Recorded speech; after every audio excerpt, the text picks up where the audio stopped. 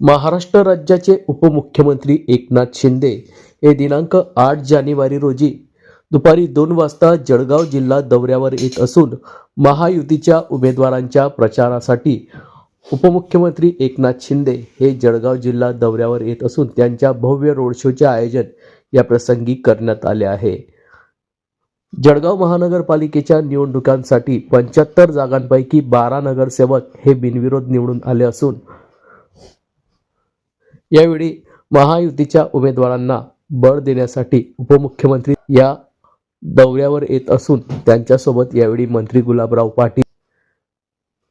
आमदार किशोर पाटील, आमदार चंद्रकांत सोनवणे, आमदार चंद्रकांत पाटील,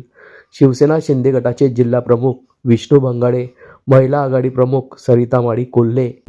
यांच्यासह दिग्गज पदाधिकाऱ्यांची यावेळी उपस्थिती लाभणार आहे, अशी माहिती आज दिनांक 7 जानेवारी रोजी दुपारी 4 वाजता माध्यमांना प्राप्त झाली आहे।